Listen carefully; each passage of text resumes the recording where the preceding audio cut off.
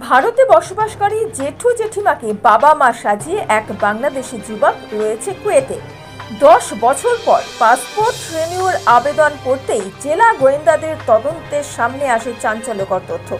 পূর্ব বর্ধমান থেকে চাঞ্চল্যকর ঘটনা সামনে এসেছে 10 বছর পর, যেখানে এক বাংলাদেশি যুবক তার জেঠু ও জেঠিমাকে বাবা মা সাজিয়ে জাল নথি তৈরি করে পাসপোর্ট বানিয়ে কুয়েতে চলে গেছে। এই ঘটনা প্রশাসনের জাল পাসপোর্ট চক্রের বিরুদ্ধে নতুন করে প্রশ্ন তুলেছে। জানা গেছে, পশ্চিমবাংলার পূর্ব বর্ধমান জেলার কাটোয়া 1 নম্বর ব্লকের খাজুরডিহি পঞ্চায়েতের একাইহাটে বসবাস করেন প্রমথ বাগচি ও তার স্ত্রী প্রান্তি বাগচি। তার বাড়িতে বাংলাদেশ থেকে বেড়াতে আসে প্রমথ বাবুর দাদার ছেলে অর্থাৎ ভাইপো শাওন বাগচি। এরপরই শাওন কৌশলে প্রমথ বাবুকে নিজের বাবা এবং প্রান্তি দেবীকে নিজের মা সাজিয়ে পাসপোর্টের জন্য প্রয়োজনীয় কাগজপত্র তৈরি করে নেয়। 2016 সালে সেই জাল নথি ব্যবহার করে সে পাসপোর্ট তৈরি করে এবং সোজা কুয়েতে চলে যায়।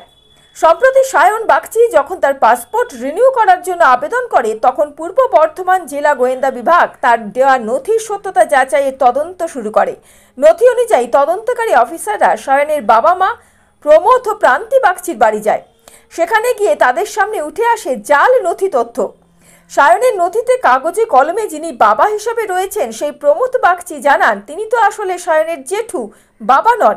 শাওন তার ভাইপো, ছেলে নয়। আর প্রান্তি বাগচি যিনি কাগজে কলমে মা, তিনি আসলে জেঠিমা। শাওনের আসল বাবা মা প্রশান্ত বাগচি ও মনিকা বাগচি এখনও বাংলাদেশে থাকেন এবং শাওন নিজেও বাংলাদেশেরই বাসিন্দা বলে জানা যায়। পুলিশ সূত্রে জানা যায়, খাজুরডিহি পঞ্চায়েত থেকেও লিখিতভাবে জানানো হয়েছে যে শাওন কোনোভাবেই কাটোয়ার একাইহাটের বাসিন্দা নয়। শাওন বাগচি কি আপনার ছেলে? না। হ্যাঁ? না, ও আমার ভাইপো। তাহলে আপনাকে বাবা সাজিয়ে পাসপোর্ট করলো, আপনি জানতেন না? এখনই জানতে পারছি যে এই খবর হয়েছে, তারপরে জানতে পারছি যে ও ইয়ে করছে, কিন্তু আমরা এই সম্বন্ধে আমি লেখাপড়া জানি, আমি কিছু জানি। কিভাবে খবর হলো? খবর হলে যে ডিএবির লোক বাড়ি এসেছিল, তারপরে আসার পরে আমি ছিলাম না, আমি তারপরেই আবার যাইনি, গেছি।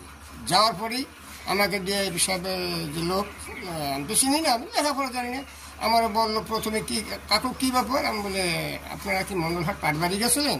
বললে হ্যাঁ গেছিলেন। শাওন বাগচি আপনার কী হয়? তখন আমরা বলি, মানে শাওন বাগচি আপনার কী হয়, এই ছবিটা চেনেন? তাহলে আমি বলছি হ্যাঁ চিনি। এর নাম কি? আমি শাওন বাগচি। তারপরে বললো যে শাওন বাগচি আপনার ছেলে? আমি না, আমার ভাইপো। আমি তার বাবা হবো কেন? ওর বাবা মা আছে। বলো ওর বাবা মা কোথায়? আমি বাংলাদেশে। তারপর বললো যে বাংলাদেশের বাবার নাম কি? সব বললাম। আমি বললাম ওর বাবা হইতে যাবো কেন? আমি ওর জ্যাঠা, আমরা 4 ভাই এখানে থাকি। আর তার ওর বাবা ছোটো বাংলাদেশি আছে, আমরা জ্যাঠা হিসেবে আসতো, থাকতো কল্যাণী থাকে, ওই আবার ওইখান থেকে আসে, জ্যাঠা বাড়ি বেড়াই এসে ওইখান থেকে কাজে যাইতো পোনা। এখন সে কোথায় আছে? এখন এই তো শোনা কথা করলে এসে কুয়ে। কি নাম আপনার? আমার নাম প্রমথ বাগচি। কি শাওন বাগচির মা? তা কি এখন শুনে এটা কেমন লাগছে? এখন শুনে কেমন লাগছে? আমরা তো আগে জানি না, শুনলাম। আমি মা হইতে যাবো না, আমার 3টে মাইয়া, একটা ছেলে। আমি আর একজনের মা হইতে আমি কিসের জন্য যাবো? আমার যাই পাড়ায় শুনে দেখো, সবাই কবে যে এরা কয় ভাই বোন আর কয়টা ছেলে মেয়ে। তো ও কে হয় আপনাদের? ওই যে দেওয়ার পো এবার। ও এখানে কবে আসছে লাস্ট? এখানে